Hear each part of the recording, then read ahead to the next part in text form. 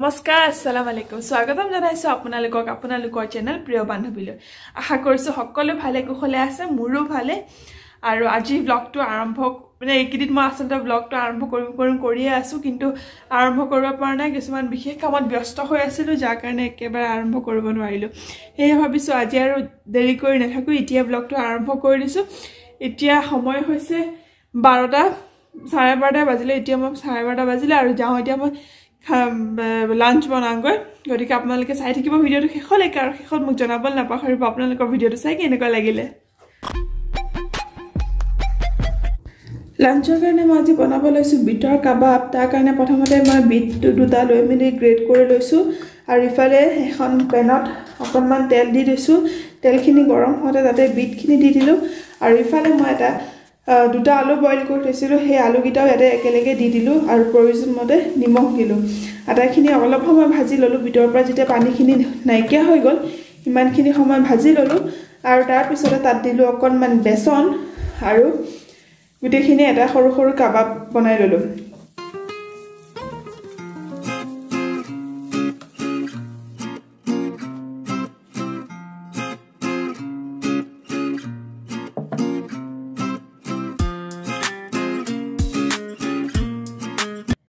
আৰু ইফালে মই চপাৰখনত পিয়াজ এটা এনেদৰে সৰু সৰুকে কাটি লৈছো আৰু ইফালে কঁঠাল মই বইল কৰি লৈছো কাৰণ মই কঁঠালৰ এখন সবজি বনাব লৈছো গেছত কেৰাহীখন তুলি দিলো আৰু তাত কেৰাহীখন গৰম হোৱাৰ লগে লগে দিলো অকণমান মিঠাতেল আৰু মিঠাতেলখিনি যেতিয়া গৰম হৈ আহিলে তাত দিলো পিয়াজখিনি ৰঙচুৱা হোৱালৈকে ভাজি ললো আৰু তাৰ পিছতে তাত দিলো আদা নহৰু পেষ্ট অকণমান ধনিয়া পাউডাৰ অকণমান জিৰা পাউডাৰ অকণমান হালধি পাউডাৰ আৰু অকণমান চিলি পাউডাৰ আটাখিনি দি ভালদৰে মছলাখিনি ৰেডি কৰি ললো আৰু তাৰ পিছতে লগতে দিলো অকণমান নিমখ আৰু তাৰ পিছতে কঁঠালখিনি যিখিনি মই কঁঠাল বইল কৰি থৈছিলো সেইখিনি দি দিলো দি মিলি ভালদৰে ভাজি ললো আটাখিনি বস্তু কিন্তু মই তাতে অকণমান পানী ব্যৱহাৰ কৰা নাছিলো প্ৰথমতে ভাজোতে যেতিয়া ভালদৰে ভাজ খাই আহিলে তেতিয়াহে তাত অকণমান পানী দিলো আৰু ঢাকনখন লগাই ভালদৰে কঁঠালখিনি সিজিবলৈ দিলো সিজাই আছিলে বইল কৰি থৈছিলো যেতিয়া সেই অকণমানহে খালি ভালদৰে মানে যাতে মছলাখিনি ভালদৰে লাগি যায় সেয়া এই কঁঠালখিনি ভালদৰে ভুনি গল তেতিয়া মই একেবাৰে শেষত অকণমান দিলো ধনিয়া পাত আৰু ধনিয়া পাত দি মিলি অলপ সময়ৰ বাবে লৰাই দিলো ভাজিখন আৰু একেবাৰে আমাৰ কঁঠালৰ ভাজিখন ৰেডি হৈ গল আৰু ইফালে চাওক মোৰ বিটৰ কাবাবগিটা যিকিটা মই এনেকৈ কাবাব কৰি থৈছিলে মই ময়দা আৰু পানী মিক্স কৰি এটা গোল তৈয়াৰ কৰি ললো হেতুত প্ৰথমতে কাবাবটো এনেদৰে তিয়াই লৈছো আৰু ইফালে ব্ৰেড ক্ৰাম্বছ লৈ লৈছো ব্ৰেড ক্ৰাম্বছখিনিত এনেদৰে ভালকৈ লেটিয়াই লৈছো লেটিয়াই যেতিয়া হৈ গল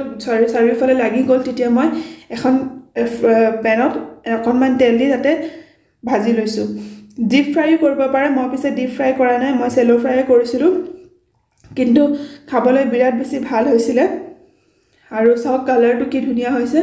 আৰু বিট বহুত বেছি হেলদি হয় গতিকে আপোনালোকে এবাৰ চেষ্টা কৰি চাবই আৰু যদি ঘৰত সৰু ল'ৰা ছোৱালী আছে যিসকলে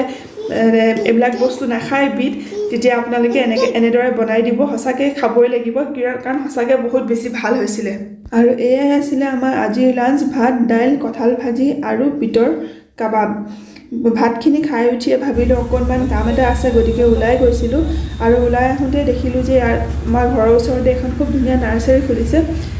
গতিকে তাতে এপাক মাৰি আহিলো চাওকচোন ইমান ধুনীয়া ধুনীয়া বস্তুবোৰ আছে আৰু ইমান সস্তা মানে হেতে ফুলৰ পুলিবিলাক যিবিলাক সিজনেল ফ্লাৱাৰ মানে এইবিলাক সব 30 টকা 40 টকাৰ পৰা আৰম্ভ হৈছে আৰু যিবোৰ মেনুকা এৰেকা পামজোপা যেটা দেখিছে আপোনালোকে এতিয়া হেতু আপোনাৰ 100 টকা ম্যাক্সিমাম বস্তু মানে 100 টকাৰ তলতে আৰু এইবিলাক টাববিলাকো একদম সস্তা আৰু বিৰাট বেছি ধুনীয়া দেখিবৰ কাৰণে যিমানখিনি পাৰো কিনিলো আৰু এইবিলাক দেখিলেতো ৰবই নোৱাৰো সব বস্তু কিনো লাগিয়ে থাকে গতিকে যিমানখিনি পাৰো সেই হিচাপে কিনিলো আৰু আসলতে গৈ বিৰাট ভাল লাগিলে ইমান ধুনীয়া সবফালে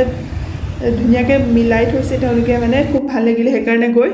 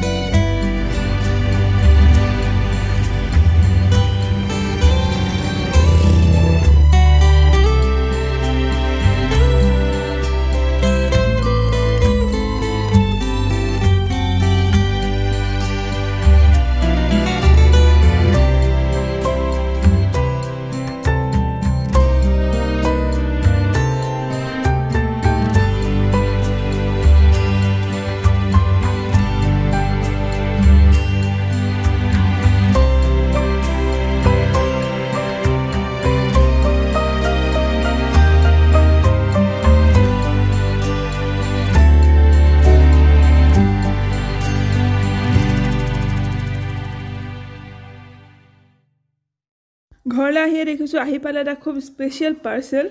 এইটো পাৰ্চেল আহি পালেহি ঘৰ আহি দেখিছোঁ আৰু মনটো ভাল লাগি গ'ল দেখিয়ে এতিয়া এইটো আনবক্সিং কৰি আছোঁ আৰু চাওকচোন কিনো ওলাই ভিতৰত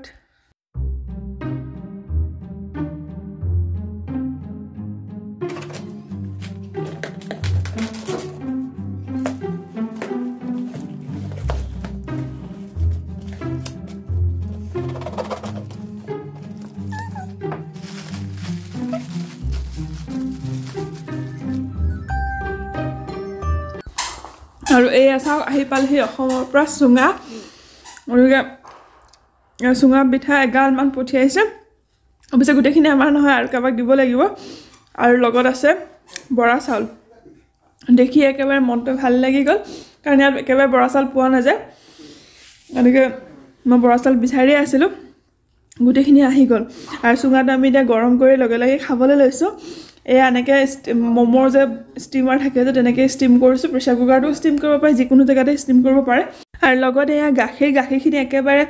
ভালদৰে ডাঠ কৰি লৈছোঁ আৰু ডাঠ কৰি লৈ এনেদৰে তাত চুঙাটো ডুবাই আৰু খাইছোঁ কেনেকুৱা মজা হয় খাবৰ কাৰণে আমি এতিয়া খাওঁ চুঙা আৰু আপোনালোকে ভিডিঅ'টো ইমান দেৰি চোৱাৰ বাবে বহুত বহুত ধন্যবাদ